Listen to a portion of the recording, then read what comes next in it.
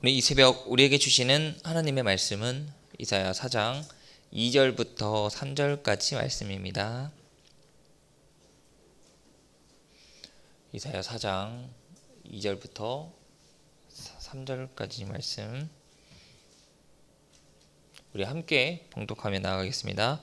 그 날에 여호와의 싹이 아름답고 영화로울 것이며 그 땅에 서사는 이스라엘의 피난할 자를 위하여 영화롭고 아름다울 것이며 시온에 남아있는 자, 예루살렘에 머물러 있는 자, 곧 예루살렘 안에 생존한 자 중 기록된 모든 사람은 거룩하다 칭함을 얻으리니. 아멘. 할렐루야. 네, 오늘 이 새벽에도 이사야 4장 말씀을 통해 함께 은혜 받는 저와 여러분들 되기 원합니다. 오늘 또 말씀 들어가기 앞서서 우리 함께 옆에 분들 보시면서 평화 인사 나누도록 하겠습니다. 주님의 평화를 빕니다. 주님의 평화를 빕니다. 오늘은 이사야 말씀을 우리가 함께 살펴보겠습니다. 이 이사야 말씀에는 이제 자주 등장하는 두 가지가 있습니다. 그것은 하나님의 심판과 그리고 하나님의 회복이 나오게 된다는 겁니다. 그러면 왜 하나님의 심판이 있고 회복이 연달아 함께 나오는 것일까요? 그것은 반드시 하나님의 일은 이루어진다라는 사실입니다.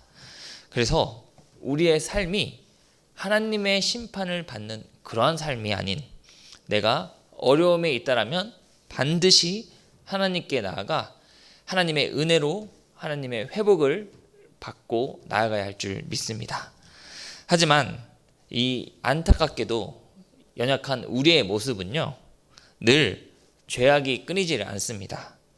웬만큼 내가 이 정도 되었으면 반드시 그 길에서 돌아서서 변화된 모습으로 나아가야 하는데, 그게 우리의 다짐처럼 쉽게 되는 것이 아닙니다. 우리의 삶이 더 사랑하지 못하고 그리고 욕심이 가득한 우리들의 모습, 이 당시 남유다는 이스라엘의 멸망을 보고 더욱 정신을 차려서 하나님께 회개하고 믿음으로 나아가야 했습니다. 그런데 이 남유다 백성들은요, 하나님이 아닌 다른 세상의 무언가를 계속해서 의지하며 다른 우상들을 섬기게 되었다는 거예요.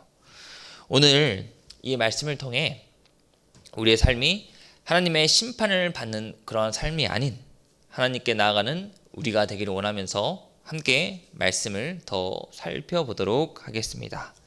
오늘 1절에 이렇게 말하고 있습니다. 그날에 7 여자가 한 남자를 붙잡고 말하기를, 우리가 우리 떡을 먹으며 우리 옷을 입으리니 다만 당신의 이름으로 우리를 부르게 하여 우리가 수치를 면하게 하라 하리라 라고 합니다. 여기에 나온 첫 번째 그 날은요, 심판의 날을 가리키고 있습니다.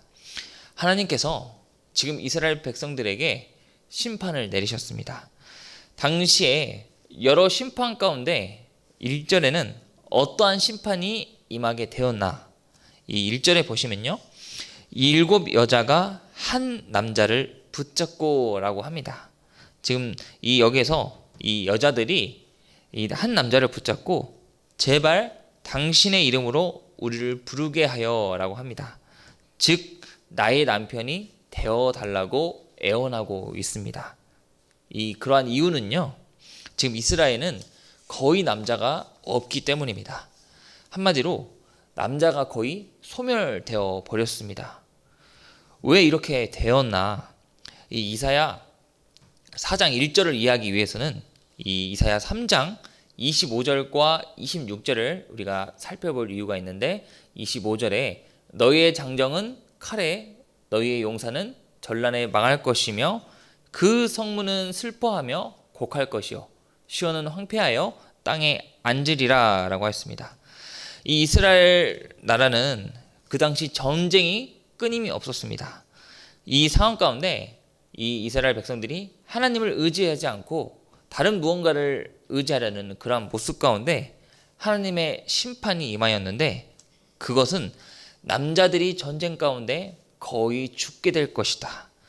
이 전쟁으로 인해 남자들이 거의 대부분 죽음을 당하였기 때문에 이사야 3장 26절에 그 성문은 슬퍼하며 울 것이다, 곡할 것이다 라고 그러면서 그러한 결과로 인해 4장 오늘 1절에 그날에 7 여자가 한 남자를 붙잡고가 되어 버렸습니다. 이 1절에 나온 7 여자, 여기서 7은요 완전한 숫자를 가리키고 있습니다. 다시 말해 이 7 여자는 7명의 여자를 뜻하는 것이 아니라 모든 여자들을 가리키는데, 남자가 없어서 한 남자가 발견되면 그 남자가 부족하든 능력이 없든 나를 당신의 아내로 삼아주세요 라고 애원하게 된다라는 겁니다. 정말 비극적인 일이 아닐 수가 없는데, 당시 이 비극적인 일은 이스라엘의 백성들에게 큰 심판이었습니다. 이 비극적인 모습을 통해서 우리가 깨달아야 할 사실이 하나 있습니다. 그것은 하나님의 심판이 우리에게 임하였을 때 우리 역시도 죄악된 길에서 돌아서지 않으면 내가 하나님과의 관계를 놓쳐버렸구나, 땅을 치며 후회하게 된다는 겁니다. 그러면 우리가 나중에 하나님의 심판이 임하였을 때 후회하지 않게 되려면 우리가 어떻게 해야 할까요? 지금 신앙생활하는 이 순간이 하나님의 이름을 날마다 부르는 삶이 되어야 할 줄 믿습니다. 그 다음 2절에 이렇게 나오고 있습니다. 그달에 여호와의 싹이 아름답고 영화로울 것이며 그 땅의 소사는 이스라엘의 피난한 자를 위하여 영화롭고 아름다울 것이며 라고 합니다. 2절에도 그날이 등장합니다. 여기서 2절에 나온 그날은요 1절에 나오는 그날과도 같은 의미인데, 이 의미는 다르지만 같은 날을 가리키고 있습니다. 다시 말해서 1절에 하나님의 심판이 임한다고 하면 2절에는 하나님의 회복을 가리키고 있는데, 즉 하나님의 심판과 하나님의 회복은 같은 날 동시에 이루어진다라는 사실입니다. 하나님의 심판이 아닌 하나님의 회복, 그 하나님의 회복이 임하는 그 날에는 하나님께서 우리를 구원해 주실 그때에 황폐해진 이스라엘 땅에 새싹 여호와의 싹이 나서 아름답고 영화롭게 된다라는 사실입니다. 여기서 여호와의 싹은 이 새로운 희망의 싹을 가리키고 있습니다. 이 하나님이 도저히 불가능한 것 같은 그러한 상황 가운데 함께 하시면 희망의 싹이 반드시 솟아오른다. 그러니 이 희망의 싹이 솟아오른다는 사실을 통해서 우리 역시도 지금 나의 상황이 도저히 절망 가운데 있고 희망이 없는 그러한 상황 속에 하나님이 함께 하시면 반드시 희망의 싹은 솟아오를 줄 믿습니다. 오늘 이사야 선지자는 경고합니다. 너가 삶 가운데 하나님의 심판을 받을 것이냐, 아니면 너에게 새로운 희망의 싹이 솟아오르게 될 것이냐. 그러면서 3절에는 이렇게 말하고 있습니다. 시온에 남아있는 자, 예루살렘에 머물러 있는 자, 곧 예루살렘 안에 생존한 자 중 기록된 모든 사람은 거룩하다 칭함을 얻으리니 라고 합니다. 여기서 거룩하다 칭함을 얻으리니 라는 이 뜻은요, 하나님의 백성이 어려움 가운데 끝까지 하나님의 이름을 부르며 나아가는 그러한 자는 하나님께서 반드시 그의 이름을 기억해 주신다라는 사실입니다. 시온에 남아있는 자, 이 뜻은 내가 어려움에 있어도 끝까지 하나님께 나아가는 자를 가리키고 있습니다. 하나님께 끝까지 그 이름을 부르며 나아가는 그러한 자에게 하나님께서는 거룩하다라는 칭함을 주신다라는 겁니다. 그러면서 4절에 이는 주께서 심판하는 영과 소멸하는 영으로 시온의 딸들의 더러움을 씻기시며 예루살렘의 피를 그 중에서 청결하게 하실 때가 됨이라 라고 합니다. 죄 가운데 성령 하나님께 의지하고 나아가는 그런 자에게 하나님은 더러움을 씻겨주시고 청결하게 해주신다. 늘 우리의 삶이 죄 가운데 있더라도 하나님께 부르시고 또 하나님을 부르짖고 인도하심으로 받으며 나아가는 그런 자에게는 하나님은 청결하게 그리고 거룩하게 반드시 이루어 준다라는 사실입니다. 말씀을 마치도록 하겠습니다. 오늘 이사야 4장은요, 어려움 가운데, 절망 가운데 하나님의 자녀가 심판받는 그러한 삶이 아니라 하나님께 나아가 하나님의 은혜로 여호와의 싹이 솟아오르기를 희망하는 그러한 말씀입니다.